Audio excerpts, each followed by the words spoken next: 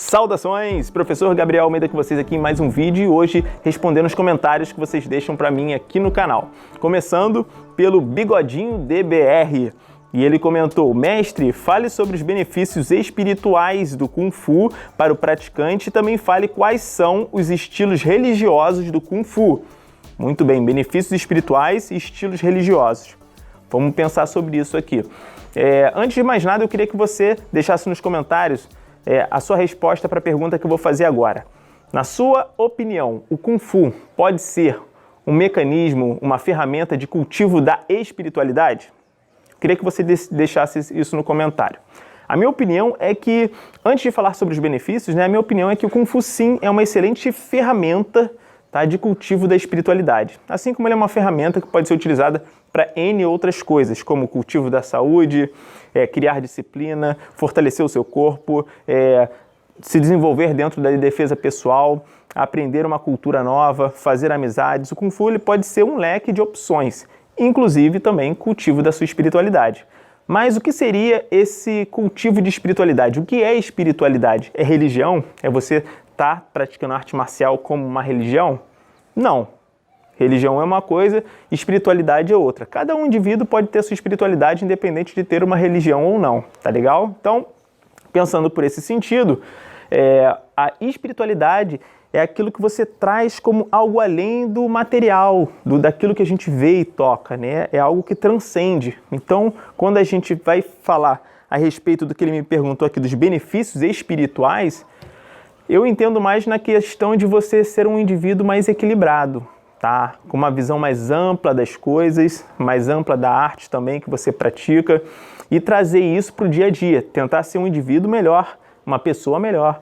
O seu caminhar junto com as pessoas, na sociedade, a sua relação com a natureza, ser equilibrada e não ser como a gente vê acontecendo cada vez mais, o ser humano sendo cada vez mais individualista, pensando só em si, destruindo tudo, sem ter pensar na consequência, ou melhor, ele é inconsequente muitas vezes nas ações dele.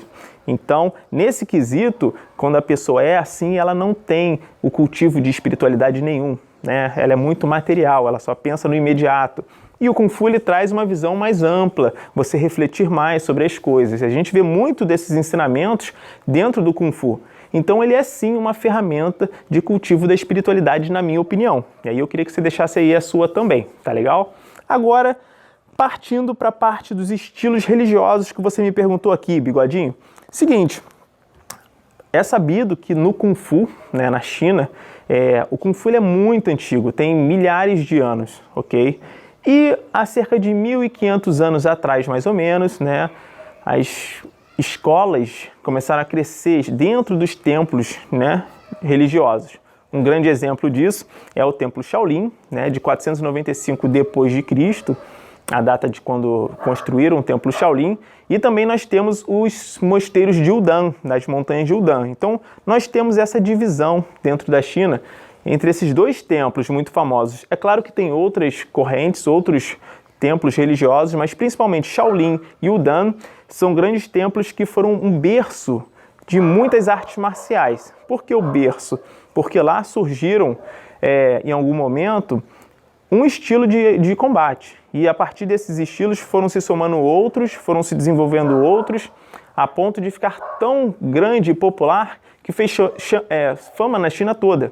Então esses estilos migraram para fora dos templos com o passar do tempo, em diversos momentos da história desses locais, e foram sendo levados para as pessoas, né? E assim as famílias tradicionais, muitas delas, que têm o seu Kung Fu de família, de uma certa forma, vieram dos templos, né? Então poderiam ter carregado para dentro das escolas algo religioso também, ou pelo menos o conceito filosófico que aquela religião traz. Porque antes de uma religião se tornar religião, ou seja, um grupo de pessoas que se juntam com o mesmo pensamento, antes disso, era uma filosofia, um pensamento filosófico, né?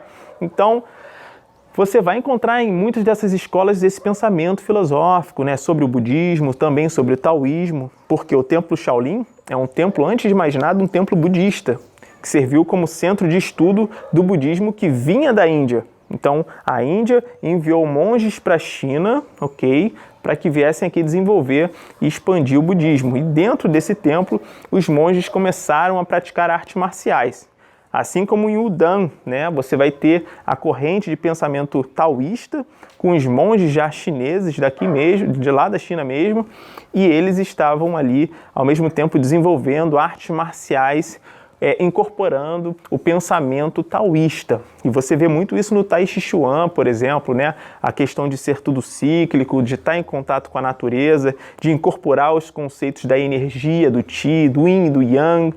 E aí você vai ter também outros estilos Yundan, como o Xin Yi Chuan, o Paguatan. Os estilos de Yundan vão incorporar todo esse lado místico, filosófico e também religioso dessas questões muito fundamentais da cultura chinesa, como o Tao, né, o pensamento do Tao, as energias Yin e Yang, os 5 elementos, os trigramas, né? Isso você vai ver incorporado dentro das formas de combate de Wudang, tá? Os combates taoístas. E aí você vai para Shaolin e você vai ter também o pensamento budista, do Shan budismo, né? Como é que foi se desenvolvendo na China. O budismo, quando chega lá, ele incorpora também esses pensamentos taoístas e da cultura chinesa de um modo geral. E se é chamado assim de Shan budismo, esse budismo chinês, que posteriormente, quando vai para o Japão, se torna o Zen budismo, né? Então, você vai ter no Shan budismo, lá no Kung Fu Shaolin, a incorporação do pensamento dos ensinamentos de Buda. Você vai ter a parte da tolerância, da compaixão, né, de você nunca agredir um outro indivíduo, de você buscar a paz, de você buscar muita meditação, a libertação através da prática meditativa, você muda os seus costumes. Então, isso tudo, de uma certa forma, vai sendo herdado para as escolas que venham a surgir fora dos templos. É claro que, apesar deles serem 2 berços do Kung Fu muito famosos, a arte marcial surgiu anteriormente aos templos, tá bom? Isso não é... Muitas pessoas às vezes confundem, acham que o Kung Fu surgiu do templo Shaolin ou surgiu em Wudang, mas isso não é verdade. A arte marcial chinesa, assim como a China, é muito vasta, né? É um território imenso, então diferentes etnias foram desenvolvendo as suas diferentes modalidades de combate. Só que vale ressaltar esses 2 locais em termos de Kung Fu religioso, como você me perguntou aqui. Agora, se os estilos que vieram, por exemplo, de Shaolin ou de Wudang, como o Tai Chi Chuan em outras escolas, ou então estilos que vieram, a gente sabe que vieram de Shaolin, como o Hungar, Chou Li Fa, o Wing Chun, estilos desses que tiveram a sua origem lá atrás em Shaolin, eles podem sim incorporar, vai depender da escola, da família, do professor, incorporar muito daquele pensamento lá antigo, né, lá de dentro dos templos, né? Até porque hoje em dia o budismo, o taoísmo, eles são muito praticados na China também. Agora, aqui no Brasil, vai de cada professor. Será que ele quer colocar algumas práticas religiosas dentro do Kung Fu deles? Os alunos vão se interessar por isso? O professor tem isso na cultura dele? Ou então não, ele apenas coloca os princípios filosóficos. Eu, por exemplo, coloco os princípios filosóficos. Eu não coloco nada de religioso nas minhas aulas, né? Mas isso vai de cada escola e é sempre interessante que a escola esteja tudo transparente para que o aluno entenda e saiba o que é aquilo ali que ele vai aprender, de onde vem, né? Então, essa dicotomia de Kung Fu Shaolin e Kung Fu Wudang é muito forte na China, foi muito forte mais ainda durante uma determinada época, e uma certa disputa entre essas 2 escolas religiosas aconteceu a ponto de fazerem até mesmo uma divisão de nomenclatura. A gente possui a nomenclatura de Kung Fu Shaolin como um Kung Fu externo, que trabalha a força exterior do corpo, a musculatura. Por isso são chamadas de Waijia, escolas externas, que trabalham o lado exterior do corpo. Enquanto que o Wudang é Neijia, que trabalha o trabalho interno do corpo, pensando mais na questão da energia, né, desse trabalho interior. Mas essa divisão pode ser vista também como o Dan sendo um polo de dentro da China, que surge do próprio povo chinês, por isso pode ser chamado de interno, porque está dentro da China desde a sua origem, enquanto a origem de Shaolin, dos ensinamentos que lá são passados, vieram de fora, vieram da Índia, por isso externos, ok? Y é fora. Então, tem também essa questão da nomenclatura e, de uma certa forma, essa divisão faz uma certa competição. Mas é interessante ressaltar que o Kung Fu de Shaolin, assim como o Kung Fu de Wudang, tem esses dois lados, tanto externo quanto interno, sendo trabalhados da mesma maneira, tá? Você vai ver, é claro, que o Dan, o pensamento todo do Qi, do Yin Yang, tudo como eu falei para vocês, sendo bem nítido na forma como eles se expressam nas técnicas. E em Shaolin você vai ver muita parte da energia forte ali, né, de guerreiros que trabalham a musculatura, mas ao mesmo tempo também trabalham o lado interior. Isso tudo está muito conectado, tá? Mas essa divisão ela é uma divisão clássica, tá, dos estilos de Kung Fu na China. São justamente as vertentes religiosas, né, na sua origem, em escolas externas e internas aí do Kung Fu Shaolin, de Kung Fu de Wudang. Bom, espero que vocês tenham entendido essa explicação. Eu acho que eu falei bastante, eu vou parar até por aqui. Eu ia falar sobre outros comentários, mas eu deixo para um próximo vídeo.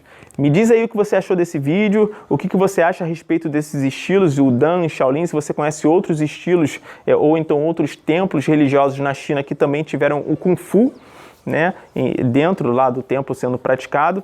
Vale ressaltar uma coisa também interessante, é que a origem das artes marciais dentro desses locais tentam ser explicadas pelos próprios chineses como uma lenda, né? São lendas que explicam a origem do Kung Fu nesses locais. Não tem nenhum registro histórico de confiança, tá? Para que você possa afirmar o Kung Fu foi inventado dentro de Shaolin, foi trazido por fulano ou por ciclano. Não existe. Todo mundo fala que Buddharma, né, esse monge de uma casta guerreira indiana, e também, de uma certa maneira, alguns falam que ele era persa, você vai ter... Dizem, né, que ele teria sido o criador do Kung Fu dentro do templo, assim como em Wudang, Zhang Sanfan teria sido o criador do Tai Chi Chuan. Mas isso são lendas que são contadas, não tem uma comprovação de que esses dois personagens aí do folclore chinês tenham existido de fato. Mas muitos querem crer e acreditam nisso. O importante é que você saiba que, mesmo antes, a população daquela localidade já poderia ter algum contato com arte marcial, tá?